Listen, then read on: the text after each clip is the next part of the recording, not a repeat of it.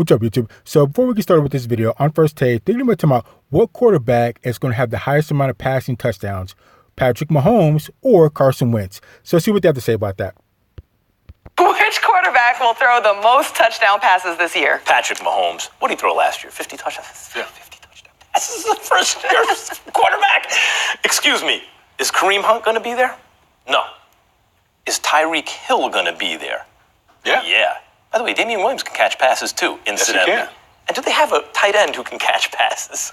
And only the best in the game. You want to argue he's second or whatever? No, I think I'll take Travis Kelce over everyone. Now, do you have a coach who is quarterback friendly, who has rapport with the quarterback? Like Patrick Mahomes, he's not going to repeat a 50 touchdown performance. First of all, I don't know about that. Second of all, he doesn't have to. You can lead the league with 40 touchdowns. He can come 10 down, 20% off last year and still lead the league in touchdown passes. Much like Saquon, if you ask me about quarterbacks, the answer is Mahomes. So this one's kind of hard for me. I'm up in the air with Carson Wentz and Patrick Mahomes. So Carson Wentz, I think, is a little bit more consistent than Patrick Mahomes, obviously because he's been in the league longer. But I think he's a little bit more consistent, and I know what he can do year in and year out. Sure, he's been plagued by injuries, but I know when he's on the field, he's consistent. I can depend on him. Plus, the Philadelphia Eagles have a lot of weapons. But on the other hand, Patrick Mahomes, he had a great year last year. I can't deny that at all. But he's going to be coming into his sophomore year campaign, and we don't know how he's going to handle his sophomore year. Now that he has a target on his back, defensive coordinators have had a year to plot and scheme on him. And, so we just don't really know how he's going to be able to handle that new type of pressure. So I don't know. I'm kind of up in the air with it. My gut's kind of telling me to go with Carson Wentz because I know what he can do past his sophomore campaign. I know he can be consistent, but I don't know. We have to get deeper into it later on in the video. So let's continue. It's hard to argue against it, but I'm going to argue against it. I think it's going to be Carson Wentz, who I think is going to challenge for MVP this year. You know how you talk about Tyreek Hill, Travis Kelce and all the. You know what the Philadelphia Eagles have? Especially at tight end. Deshaun Jackson coming back into the mix. Alshon Jeffrey, Nelson Aguilar in the slot. Then you got Zach Ertz and Dallas Goedert at tight end. With Doug Peterson calling plays. I mean, pick your poison in this particular situation. So if you're Carson Wentz, there's really no excuse. I know that Patrick Mahomes threw for 50. Everyone expects him to kind of take a little bit of a step back. What if he takes a step back? A little bit of a step back. What if he steps up?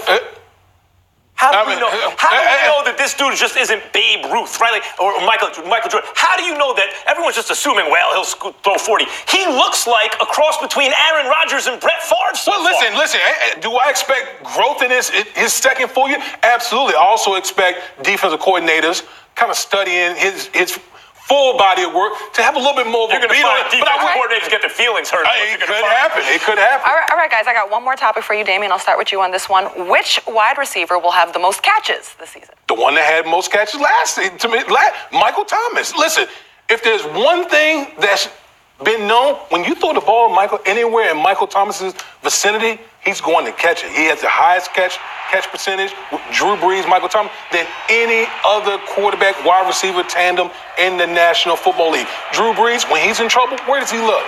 Michael Thomas. No. Third down, where is he going? Michael Thomas. When he needs a big play, who is he looking to? Michael Thomas. Michael Thomas is going to get the ball 9 times out of 10 with that New Orleans Saints offense.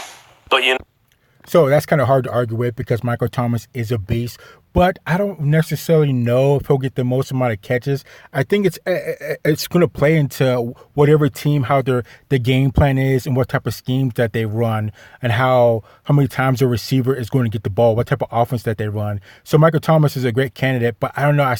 I don't have him as being a top 3 wide receiver in the league. Like I said before, I have Julio Jones, Antonio Brown, and Odell Beckham Jr., and maybe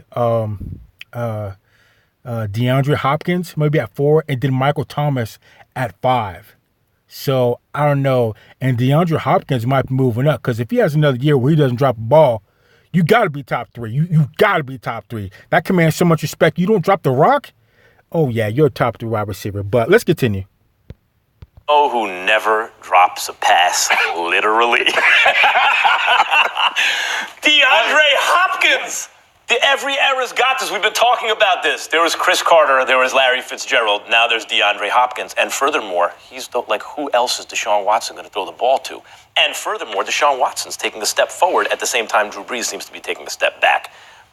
It's a great pick, Michael Thomas. But if you ask me, it's DeAndre Hopkins. He's going to see so many targets, and he converts on 100% of them. It's ridiculous.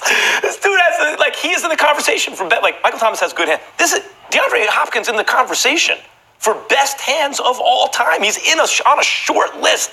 DeAndre Hopkins.